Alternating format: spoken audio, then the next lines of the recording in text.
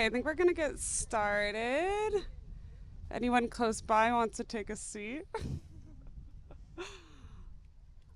All right, well, this is our talk for Seattle Design Festival, Playing with Design, on creating Goopy Mag.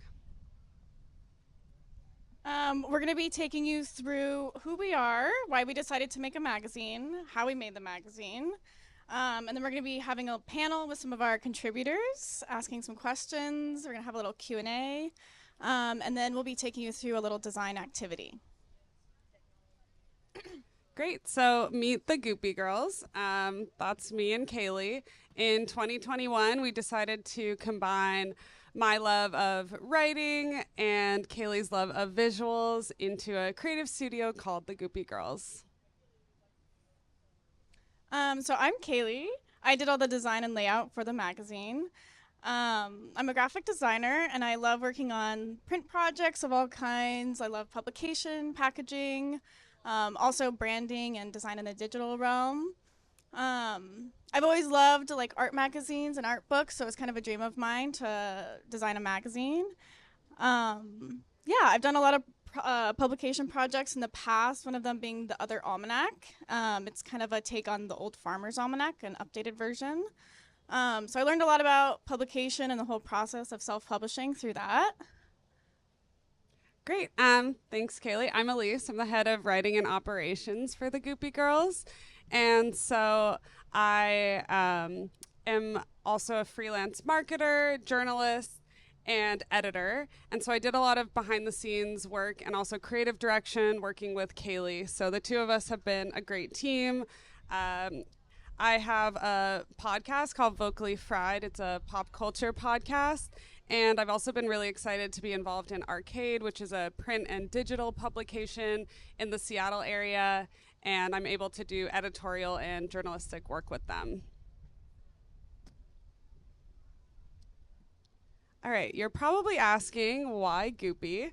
When I was in college, my friend Lucy would always call me a Goopy girl because I was constantly spilling on myself.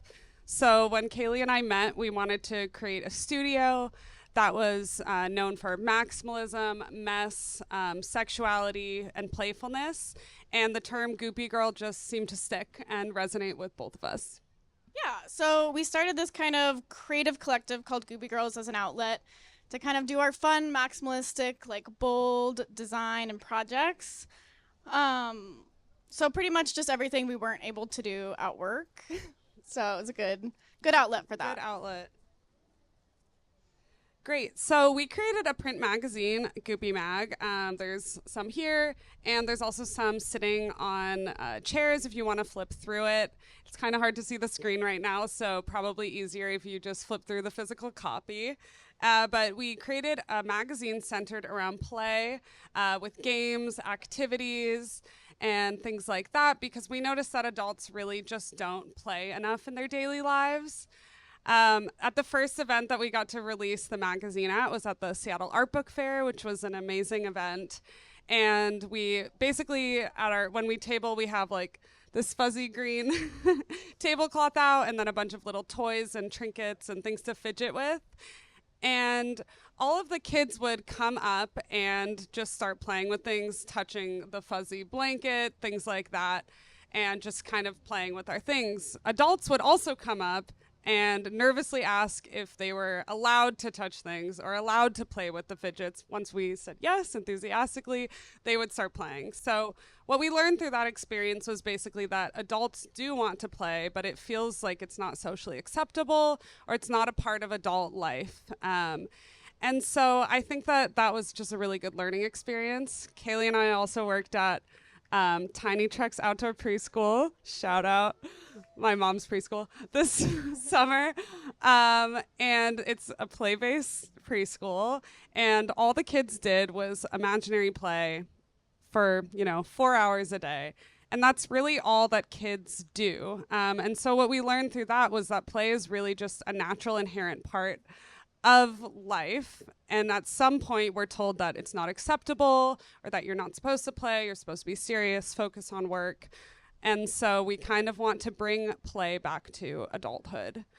And so when we asked for submissions for this magazine, we asked people to represent what play looks like in their daily lives. And so for some people that was having a drag persona, for some people that was sexual play, for some people that was dress up or writing stories about imaginary worlds.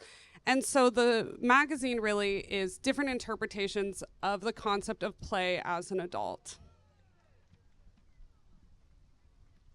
So Elise and I have always loved doing projects together.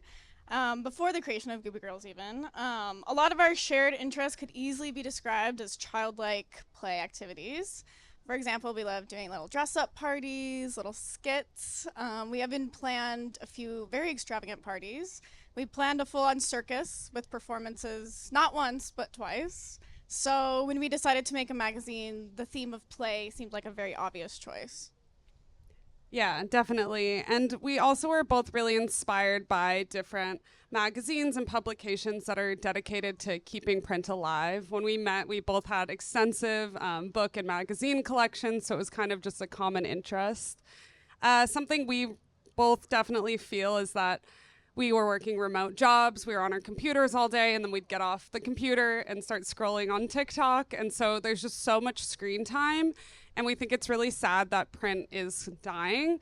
And so part of our mission is really keeping print alive. And we really feel that part of joy and play is also just having tactile things to hold in your hand. And I think in a world that's just filled with screens, it's really important to kind of sit down on the couch, wherever, and look through something physical. I think it kind of grounds us back to reality.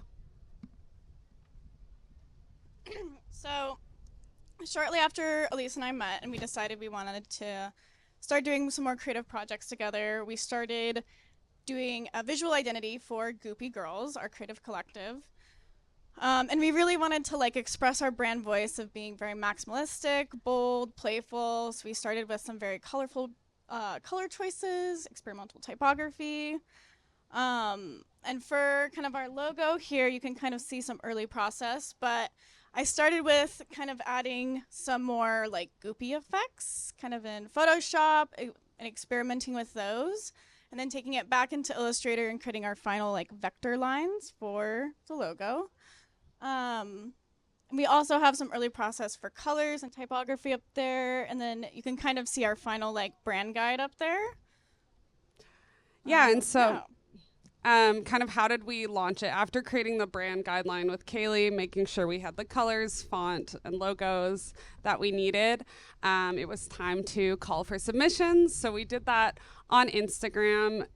You can see over on the right over there, we put out a call for submissions. We also went after some lovely local artists, some that may be here today, and really wanted to go after some local artists and support their art career, and also make sure that they were kind of people that were in line with the vision of play and playfulness. And so after the submissions, we created a master doc on Excel. As the head of operations, I do a lot of that organizational work, and it allowed me and Kaylee to work out of a giant document. And through that document, we did a lot of curation. So putting art together with writing submissions and figuring out the layouts, figuring out really just what the order of the pages are. And so there was a lot of just kind of mixing with the columns, mixing with the rows, and making sure that we were able to kind of have a nice natural flow. If you're flipping through the magazine, something that we did is we had submissions or pages that were really busy, and then we would have kind of a break page. And so there was a lot of, it's very intentional the way that we really laid out and ordered all of the pages. So, yeah, we were able to really start getting moving. And something about Goopy Mag that we're really excited about with it being play-based is that it's also an interactive magazine. And so what does that mean? At the top, you'll see Highlights magazine and a paper doll. So, when you're young, there's a lot of magazines at the doctor's office or things you get as gifts that are really things that you can interact with. And so we wanted to include Mad Libs, coloring pages, bingo. We have a tattoo doll where you can cut out tattoo. We got flash tattoo from some different tattoo artists that you can cut out and glue onto the doll. We also have a quiz. So it's kind of like an adult activity book. And that was something we were really excited about, was really bringing some joy back to the page. All right, so here is an article that both of us are really proud of and love. It's called Lovely Lolita. We approached our friend Akila, who is really passionate about Lolita fashion. It's a Japanese street fashion subculture known for really girlish style, frills, light colors, and big skirts and bows. And so it definitely is an example of play as an adult. It's also street fashion, so it's meant to be seen.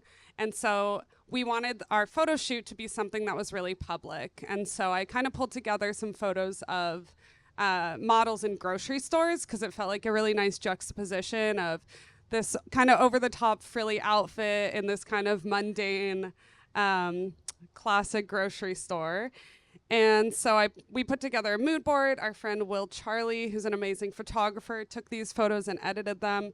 And then also part of our creative process is that I would create mood boards on Pinterest and some kind of ideas for Kaylee to work off of, like color scheme. And I was really inspired by a lot of Japanese magazines for this one, since it is a Japanese street fashion. We kind of wanted to do a nod to that cutesy kind of 90s, early 2000s Japanese magazines. And also lots of bows and frills. And so this was the final result. Super happy with how it came out. So that was kind of some background on the process. And yeah, I love the photo, if you can see it, of Akila with the cakes, because they kind of match the style of her dress. And so after I gave Kaylee that mood board and we executed the photo shoot, she was able to take that and then design it. And then afterwards, we'll kind of critique it together and make some changes. Cool. And then another thing to go over is our Jell-O cover. Our photographer is present tonight. My lovely partner, Ryan, over there, took the cover art. So talented. And so you can see some kind of inspiration at the top. We found a lot of pictures on Pinterest. We use Pinterest for a lot of things, of kind of close-up photos of Jell-O that you can't really tell what's going on. And we just love that look and felt very goopy. And so basically, Kaylee and I spent the day making Jell-O, some of it edible, most of it not super edible. And then Ryan is very passionate about macro close-up photography, so he took a lot of close-up photos. You can see on the far my right, I guess it's everyone's right, over there, just my camera roll, like thousands of photos of Jell-O that we were taking and some process photos. And the end result, you can see in front of you. We were super happy with how it turned out. It's very, I think my favorite part about it is it looks like 3D. It looks like it's popping out at you, and it's very tactile, which we're really passionate about, tactile and being able to touch things and really interact with things. And then we were able to use it for this article, Getting Gooey. Kaylee did a lot of fun design, editing the photos of our hands playing with the Jell-O, again, very tactile. And and we also, we didn't know that we were going to use those photos for that article, but once we started writing the article, or at least was writing the article, it kind of made sense, and it was pretty perfect. Yeah, so it's kind of part of the process. Is a lot of things were not really planned, and they're kind of happy accidents, which is a form of play, we believe. So, yeah. All right, and so actually making the magazine happen. One reason that people don't do print anymore is it's super expensive. And so we had to figure out how we were gonna fund this, as we had never really done anything on this scale before. It was hard to get grants, hard to get funding for it. So we made an Indiegogo campaign, and that was super successful. We both work in marketing professionally, so that definitely helped us get more money. And we were able to actually crowdfund the amount to have a printing cost. We had a fundraising party, which helped get kind of the final push of budget in there. And then February of this year, we sent the magazine to the printers. There's a lot of back and forth, a bunch of edits go in when you're working with a printer, make sure that everything looks good. And then in May, the magazines arrived. We were so excited. after 2 years of work. And then in June, we had our release party. And then this summer, we've been really focusing on distributing it. We've been able to get it in a magazine store in New York, Toronto, Chicago, a bunch of places here. And so it's been super exciting being able to get it not just nationally, but internationally. So, if you know anyone who works at a bookstore, let us know. But yeah, we're independent. And so it's really just the two of us emailing people and, DMing them on Instagram and kind of doing whatever we can to get their attention. So yeah, it's very exciting to be in this final stage of really just getting the magazine out there. So I thought I'd talk through a few of our favorite spreads. One being the table of contents, or contents of table. I wanted to do kind of a play on words and do something that felt really messy and goopy. So a disorganized table seemed quite right. So it's kind of depicting like a workspace that maybe Elise and I have been in before, a little messy. And then this next one, Elise, if you want to. Yeah, I can talk about, if you have a magazine in front of you, it says, "All work and no play makes Goopy a sad girl," which is a reference to the famous line from The Shining, "All work and no play makes Johnny a sad boy." And basically, the way that this came to be was Kaylee is an amazing designer, but sometimes she's a little too focused on design. And so she was getting a little experimental with my text and articles, and it was becoming unreadable. So something we were talking about is like me kind of giving her creative direction, allowing your designers to play. Like if they're doing something that you don't like, kind of redirect them. And so I was like, you can do a page or a spread that's all typography, and you can mess with the words. And in The Shining, it's known for basically kind of a creative project that's gone downhill. He's like, spoiler alert, he says he's writing a book, but he's actually just writing the same line over and over and over again. So that felt very appropriate in this context of writing the same line over and over again. She was able to go crazy with typography. And it felt like also the perfect quote, because it's also about like all work and no play makes you very sad. And so it felt like it was kind of like a full circle moment of like, oh, this is the perfect quote to repeat over and over again. So that was a fun collaboration we had there. Yeah, really understanding The Shining. Really deep Shining. And then this next page is from the article Throwing a Hissy Fit with our friend Casimir, who's a drag artist. And for the title page, I really wanted to kind of learn and try to figure out how to use Blender, which is a 3D software. That's what I use to make the inflatable text. And some of Casimir's looks are very like circus-esque, kind of, crazy. So it felt appropriate to do like kind of something that felt like a circus tent blown up or something. Oh, I don't know, just something crazy. And then the next spread is also from that same article. It's one that kind of has like a Candyland-esque vibe. I kind of came about this because Casimir's outfits are kind of all over the place, very theatrical, and it kind of feels like you're going on a journey with his performances. So I thought it would be interesting to have a little nod from Candyland. You're kind of going on this whole experience watching Casimir's drag performances. And then the next article features one of our panelists that you'll meet. And it's an article that I thought of and Elise wrote, and it's about what if women, instead of having children, laid eggs. Very weird topic, just kind of random, but the art just felt very like almost maternal and like comforting, so I thought it went with the article really well. And I wanted to include some colors and graphics that kind of reminded me of like a baby nursery, almost kind of like gentle, soothing. And then the last one I'll talk through is from Finding Frogs, an article written by our friend Elizabeth. She's always loved frogs. It's definitely one of her personality traits is just frogs, which is amazing. But she went on a trip to Tanzania to find basically new species of frogs, which was really cool. But I wanted the frogs to look like they were maybe jumping around the lines of text through the whole spread, and kind of create some movement there and guide you through the actual quote on the spread. Yeah, and I think something that was really exciting about this is we have a lot of friends who are like scientists, photographers, writers, all across the board, and we wanted to really be able to include work from all kinds of different practices and also highlight work from a bunch of different friends of ours. Great. Well, that is the end of our presentation. We're about to have a panel.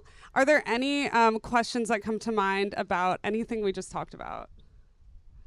Feel free to raise your hand. Right now, I'll have Lydia and Julian come up, our panelists who are our amazing contributors. Yeah. Wait.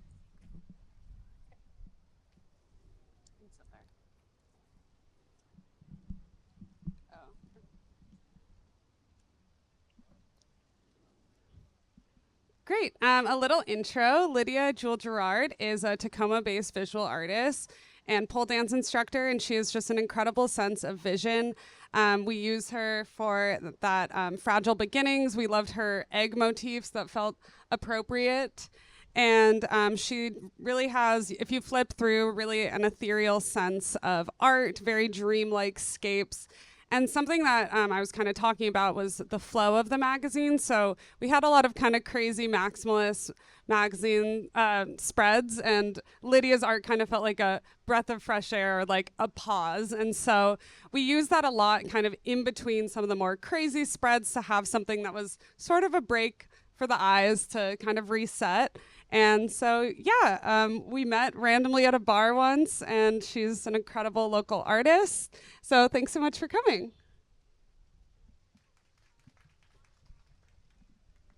Julian Pena lives and works in Seattle and was the 2-time recipient of the South Sound Magazine Best Artist of the Year.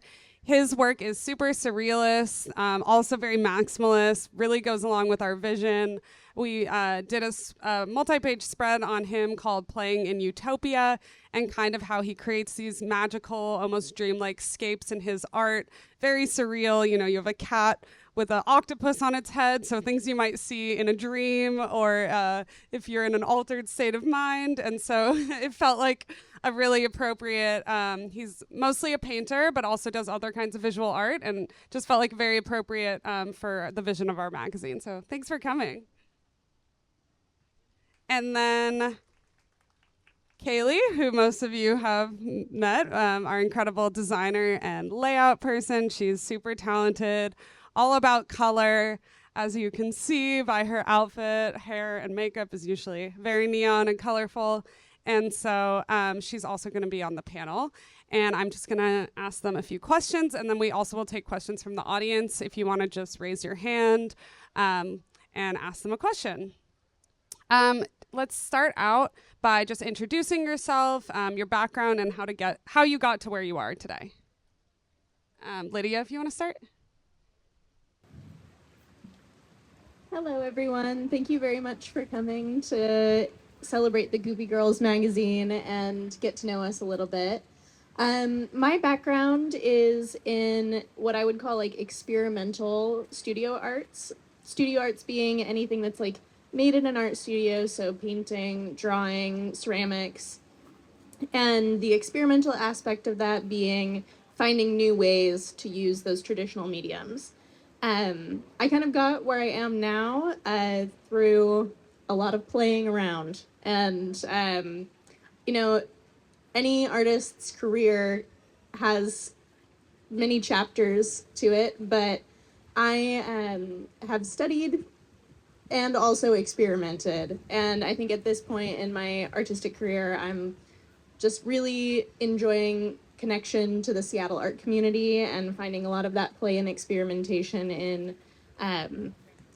just everywhere I go and people I meet in this creative community. Hello, my name is Julian Pena. I wanted to thank Kaylee and Elise for this opportunity too, and being able to connect with everybody here. I hail from University of Washington, and I've been doing art for all my life technically, but professionally probably for the past 14 years. Now these days, I teach a lot. I teach art. I realized how much I love teaching. It came to a surprise through a residency, actually, I did last year. teaching kids too at that. And it was a lot of fun, a lot of play, a lot of experimentation. The kids were really into it, and it kind of sparked a whole teaching thing up to this point. But aside from that, currently I'm oops a bee. Currently, I'm exploring the surface, and what I mean by that is I study a lot of Japanese surface decorative effects with gold leafing, using mineral pigments at different grades, like different particle sizes, I guess, and using special effect pigments. And it's a lot of fun.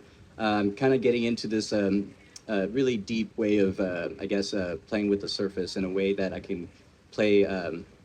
It's a color and play thing where you can create patterns on the surface to create like a holographic effect.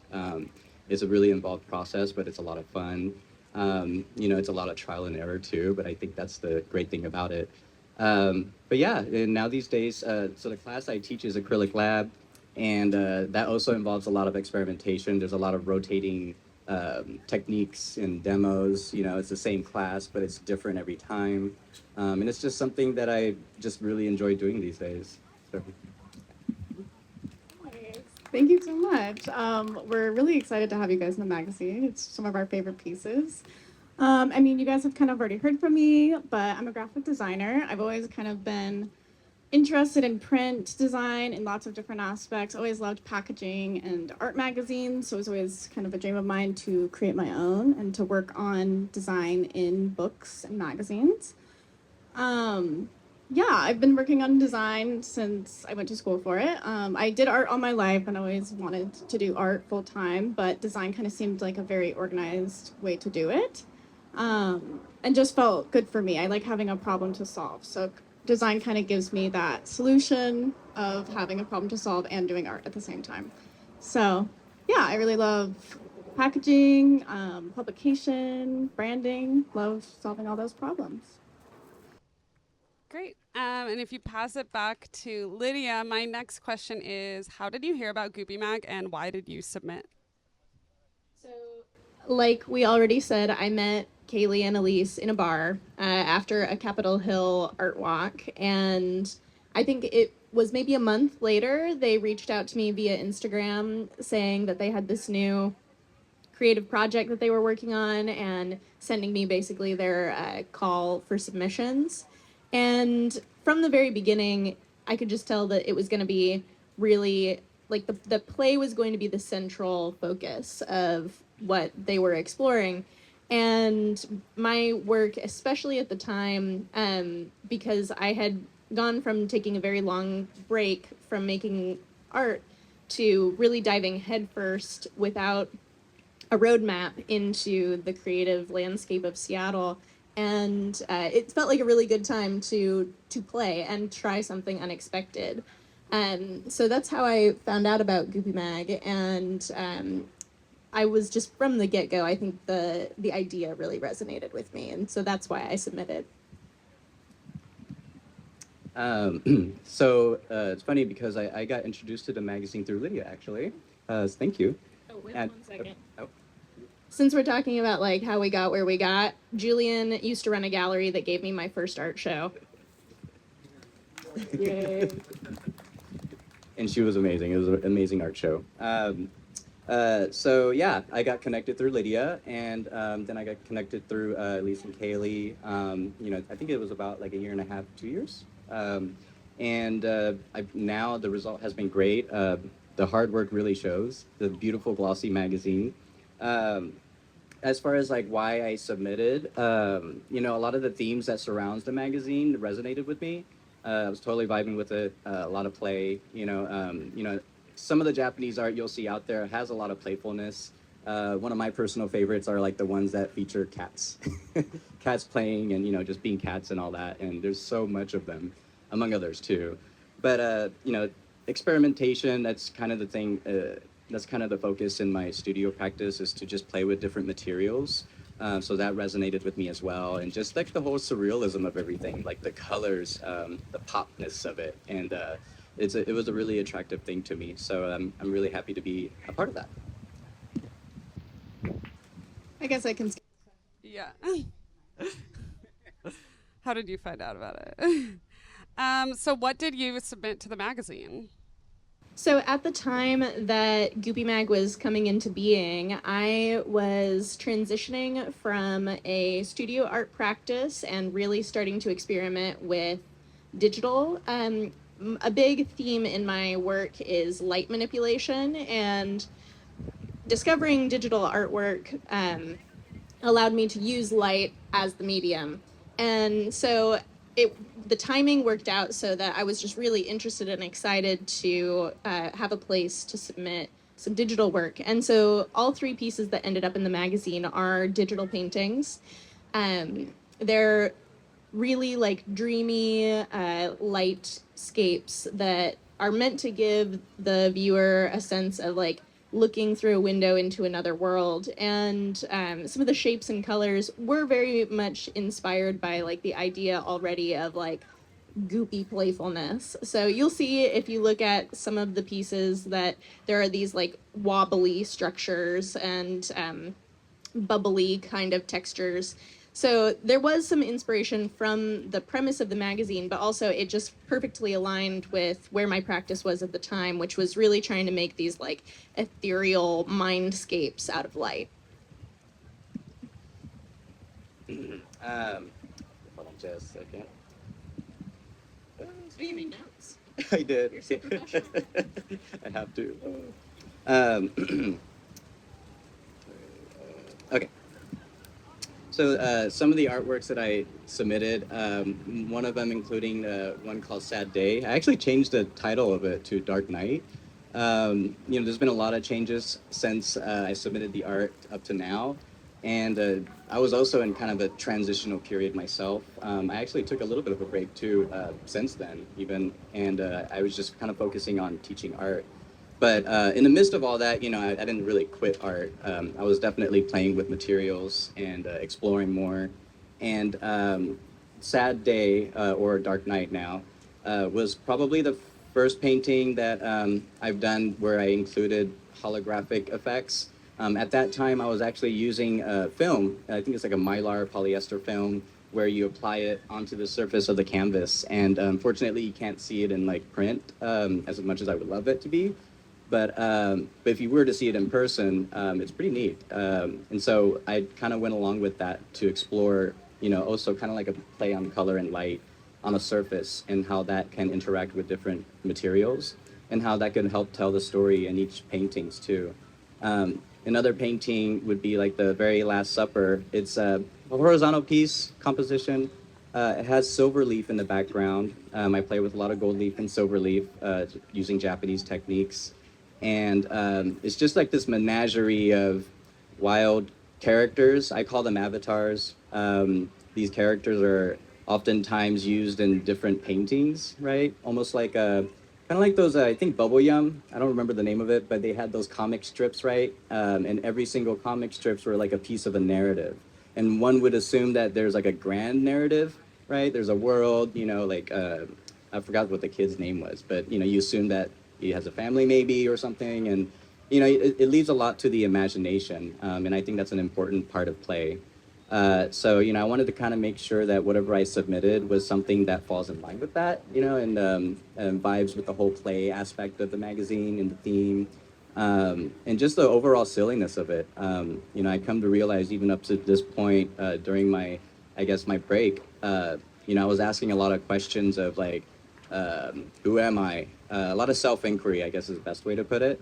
And it really led to a lot of like cool little realizations, just about human condition and how to really just take life not so seriously, because I'm starting to believe that it really isn't. I think life should be play and fun. We should enjoy it, and live it most of all. And so yeah, I think another one that's really notable. There's a painting. There's a painting of a penguin. I also changed the name of that too, by the way. It's actually part of this current body of work I'm working on, which is called Rainbow Body. I can kind of get into that a little bit more later too, but it's basically this penguin riding on an ice cube, just kind of vibing on the ocean waves basically, and against a background of gold leaf, lots of colors and lots of wavy details. I spent a lot of time on that piece. But that piece involved a lot of experimentation in itself too, because I was starting to play with details more. I mean, to a point where it's a little obsessive. Just doing by hand the little waves and all that. I mean, it took countless hours, but it was really well worth it. So. Thank you. That was awesome.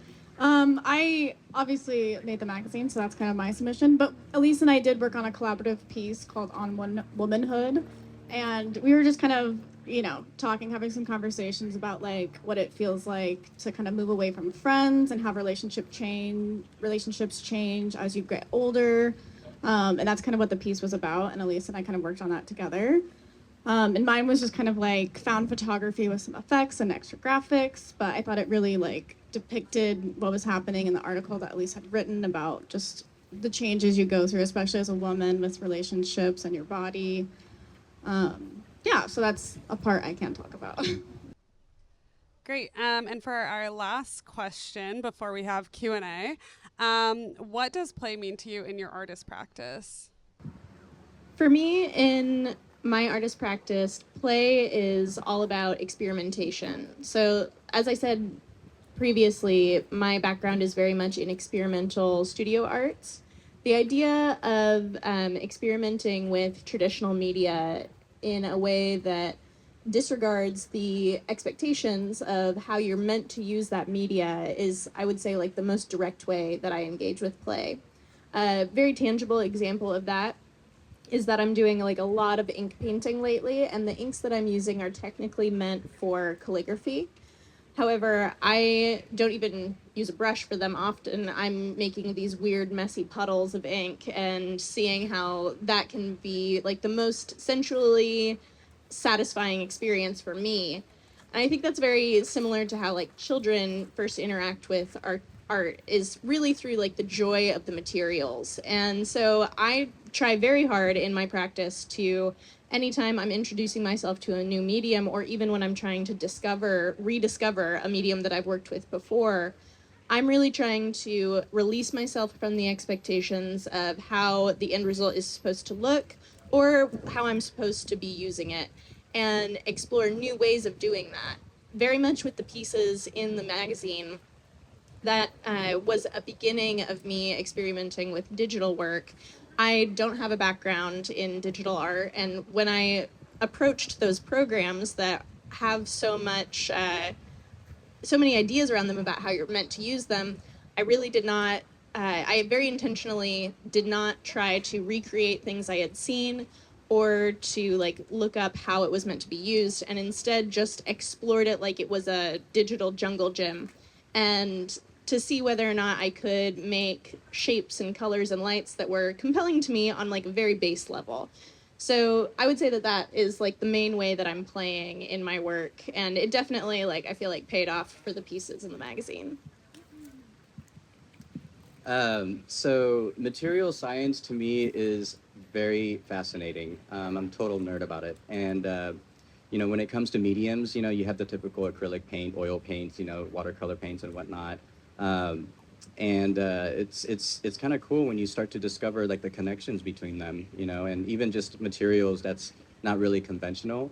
And including like digital painting too. I remember when I first met Lydia, I saw her works and I was engulfed in it, and it was amazing because it's big and huge and with beautiful shapes, and I just love how like manipulating the surface in a way, whether it's digital or using ink or anything like that. I love how that can interact with the viewer, and so how I incorporate play in my studio work, it kind of, I guess like the new body of work right now, the rainbow body, it kind of embodies that. There's a lot of exploration, going outside of my comfort zone, and there is a lot of uncomfortable parts, but it always results in something fun and exciting, or discoveries basically. And it leads me to that whole holographic thing, and using lenticular prints and creating 3D effects on surfaces where it's 2D. Creating the illusion of like what seems to be 3D when it's not, and things like that. and I really enjoy it. It's like one of the best ways for me to live in the present. When I'm doing art, I'm just on it. You know, sometimes I'll be working nonstop for hours, just playing. And I genuinely do feel like, especially up to this point, after I've been working on Rainbow Body, um, you know, I think if you kind of remember back when you were a child, if you can, um, what you were like, how you were just viewing the world, basically, not necessarily acting like a child, but just how you view the world. I think that's like the most 100% authentic way for me to be myself in a way, right? And I can really truly be that when I'm painting, and so that's kind of how I incorporate play into my studio work. It's a lot of fun. Thank you. Um, I would say I don't think really you could do any kind of design process without play, to be honest. I think it's definitely like an important part of the process. I don't think, yeah. So I would just say whenever I'm working on any kind of project, like maybe like a logo project, like there's a period of time where I'm just playing, just drawing, just testing out things, and like in that time period where you're just playing, messing around, like putting anything down on a paper, even if it's a bad idea or like you think it may be a bad idea, you never know how it's actually going to turn out. So I just think it's a really important part of the process. And within that process, you often make little we call them happy mistakes. You make little happy mistakes that are not what you were going for whatsoever. It wasn't even in the vision at all. And it ends up incorporating itself into the final piece of work or into the process at some point, or maybe even later on, part of a brand, part of like a secondary logo, if you'd say, or like a pattern within the brand. So there's just lots of places where these little happy accidents and things that you're doing while you're experimenting can live within design. So yeah, I just think it's a really important part of the process. Obviously, it's what I stand for. I made a magazine about it. Yeah, but thank you so much, everybody, for coming. Thank you, Lydia. Thank you. I have one last question. And also, we're going to open it up for Q&A. Where can people find your work, and how can they support you as an artist? So my work can be found in person this November at Hologram Gallery in Pioneer Square. I'm doing a solo exhibition there called This Glowing Dark. So that is a couple months out, but it will be a really great opportunity to see my work. Also, just at the end of this month at Bumbershoot, I will be creating an art installation inside of the pole dancing pavilion on the second day. That'll be September 1st. So that will be an opportunity to see my work in an installation context, which is like a big focus for me right now. Online, I have a website. It's just my whole name.com, lydiajewelgerard.com. And then Instagram at perry.sean. It doesn't make sense. There's no reason for it. Don't ask. It's at PERI period SHON. And that is where I do a lot of updates about upcoming exhibitions and projects that I'm working on, like Goopy Mag. Thank you so much. And yeah, if you have any questions, I would be happy to answer them. Thank you. So I actually just happened to update my website because I really needed it. And so you can find me at www.julianpena.com. So my last name, by the way, has a little tilde on top of it. It's Julian with an A, and then PENA.com. Or J Pena Studio. That's also my handle on Instagram. I'm really trying best to be better at Instagram, but I will definitely be getting into some new stuff pretty soon in the next couple months. I currently don't have a show lined up right now. I'm just knee deep in studio work and teaching. Again, a lot of experimentation and play, right? I'm just exploring really new things, really fun things. I'm just really trying to figure out certain problems, just like graphic design, I guess, where you're kind of solving problems, right, in a way. I'm doing the same thing with my studio work, and I'm trying to crack that code. And so you'll see that on Instagram when I get better at it. You'll see the new works, and hopefully I can capture some of the cool surface effects on there too. So again, it's jpena, PENA, studio.com too. I have that, or julianpena.com, and on Instagram. I also need to be better at Instagram, so that's a good reminder. You can find my work at Goopy Girls Instagram, which you guys probably know. It's also in the magazine and all over. Goopy_girls. You can also find my work at K Sondheim Design. It's KSON_design on Instagram and KayleeSondheim.com. Yeah, I think are we ready for? Yeah, are there any questions from the audience? Yes? Sorry, I might need to give you the mic.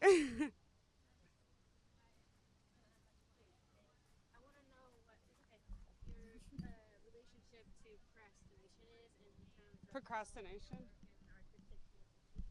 Okay, that's a great question. They asked what our relationship to procrastination is. Procrastination. Yeah, I think for me, at least, like the hardest thing about our magazine and not having a publisher and it was that it was really up to us. We wanted it to get done and no one was gonna, I mean, like maybe the people who contributed might be like, because it took us 2 years to make, and we both were working full time the whole time at agency, marketing agency, so super demanding job. And so, yeah, I think that honestly, once we started the fundraiser and we had like $8,000 of other people's money in our hands, we were like, we have to get this done. So I think that for me, at least, having something that's pushing you to finish is really important. But yeah, I'll pass it over to you, Kaylee. Before I forget my thought, it was honestly amazing that we had each other to help us finish the project. Yeah, and also, I just say procrastination, like, it really pushes you to get it done once it is like, all right, I have a due date. Yeah, give yourself, even if they're artificial, something that gives some urgency, especially if it's a passion project. Julian? First off, I wanted to give at least Kaylee some props because they understand that I am so bad at Instagram. So they'll reach out to me personally via text. And so I appreciate that. I have a very close relationship with procrastination. There's this thing called virtuous procrastination, right? Where like maybe, I don't know, I have to vacuum. But really, that's not really what you're supposed to be doing. You know, you're supposed to be getting something done by a deadline or whatnot. But you know, I kind of feel like when it gets really close to that deadline, there's a fire under your butt, right? And it really propels you, and it compels me to get stuff done with the best quality as possible. And as strange as it is, because I think most people they are probably good at like being prepared ahead of time, and and I admire that. I really do. But for me, oftentimes I do kind of almost wait to the last minute. But when I do, though, I mean, I really go into it, and it's probably the most intense periods of my life when it comes to studio work. But it really drives me. It excites me. It's kind of stressful, but at the same time, like I have fun with it. And again, it's just like a reminder of just like not taking stuff so seriously while trying to get stuff done. I think that for me, one of the best strategies that I've found to help me balance procrastination is actually to have a really vibrant community.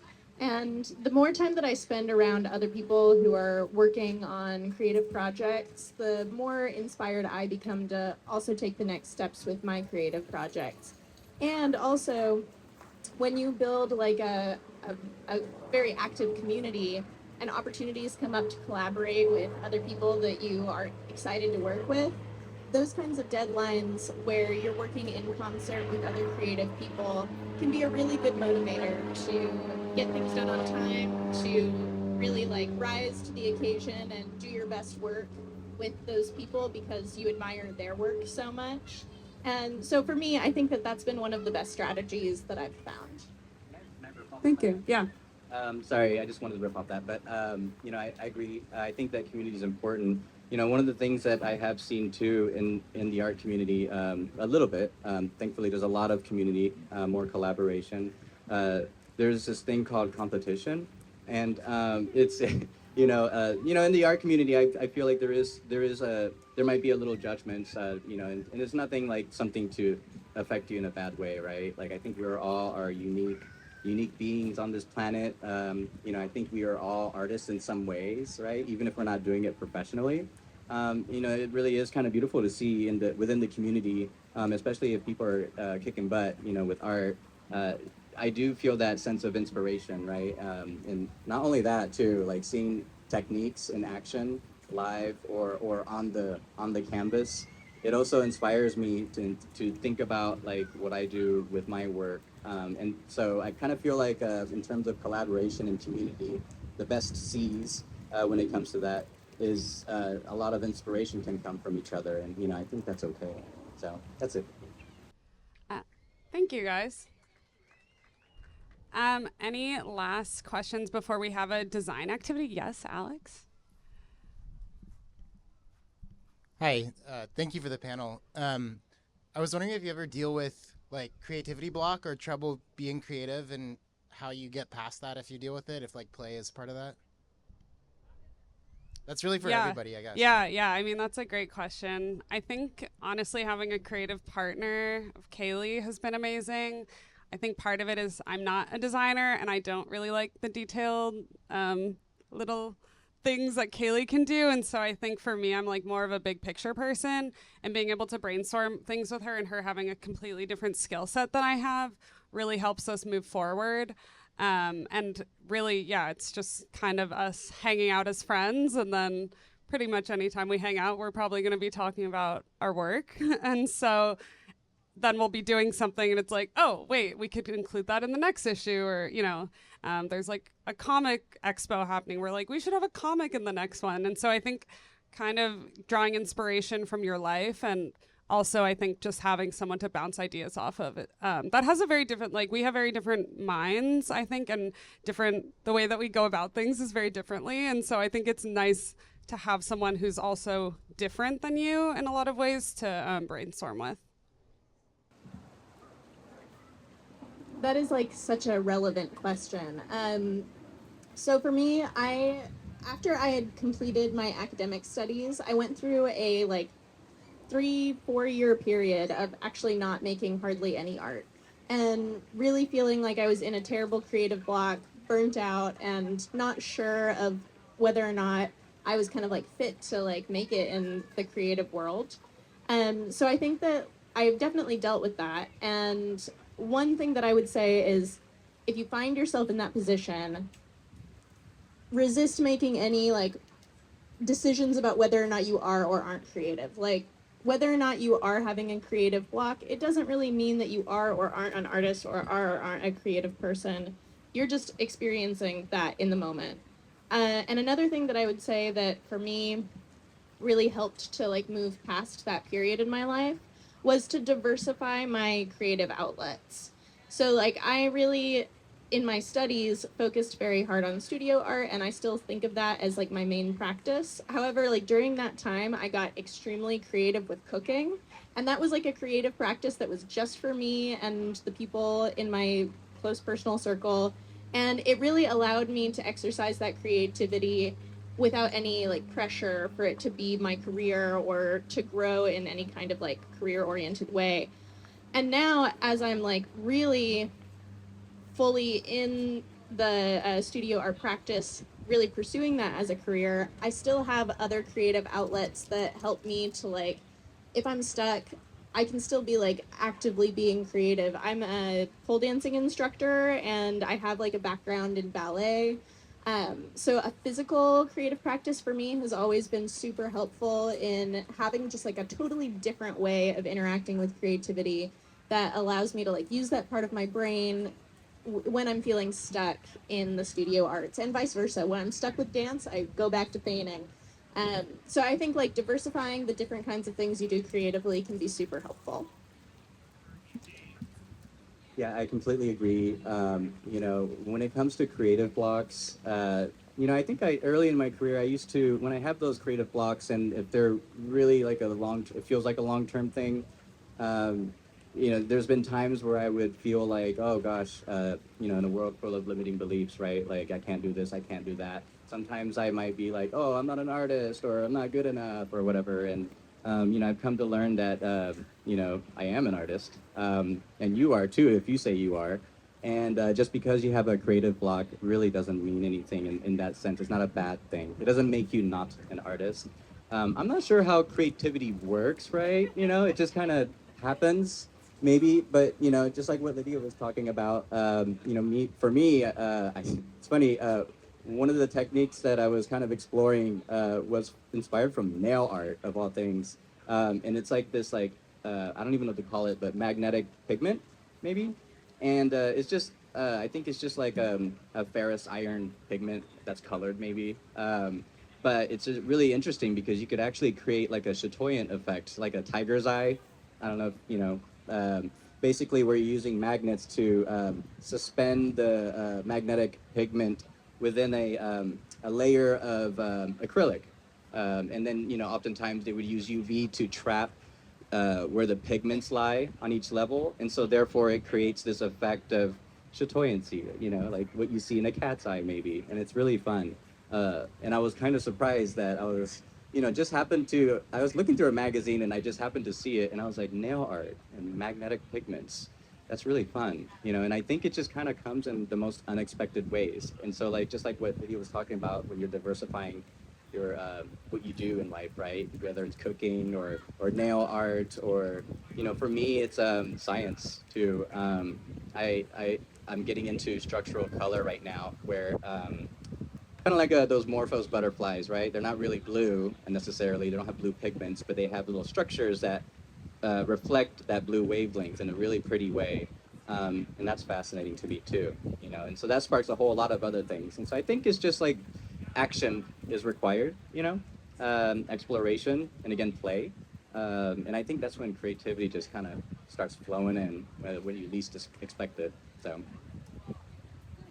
Cool. Yeah, I think we need to move on to our next section. Thank you guys so much.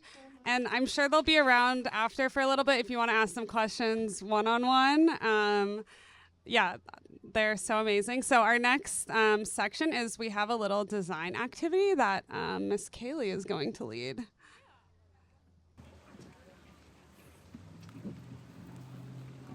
So I've done this activity a few times within my design agency. It's just kind of a fun little exercise to get things moving and kind of give you a little taste of visual hierarchy. This is something like most artists know very well, but this is just kind of a simple, fun activity to kind of get the wheels turning, I guess. So I've designed like a simple, super simple poster layout, and you can grab one off the clipboard, and using highlighters kind of to color the page, kind of create some visual hierarchy and play around with how we can make certain words more exciting or kind of communicate the message of play or goopiness or, creative process within that page using different graphics or lines or colors. We have lots of highlighter colors if you'd like to pick a few. Anything goes. And then if we want to kind of swap around and hang out, that sounds great. But just wanted to say before we get really into that, thank you so much for everyone that came and listened to us and has supported the magazine. It means so much to us. Yeah, thank you. We'll definitely hang around while you work on your activity. Thanks so much for coming. I definitely want to make sure we get that everyone gets a chance to try out the activity and make their own poster. And you can find our work and buy the magazine at goopygirls.com and also, our Instagram at goopy_girls. We are currently working in our minds on the next issue. So we're starting to think about the next issue, which is super exciting. And thank you so much, everyone, for coming and listening. And we'd love to chat about the activities when you're done with them. But otherwise, thanks so much for coming and have a fun design festival.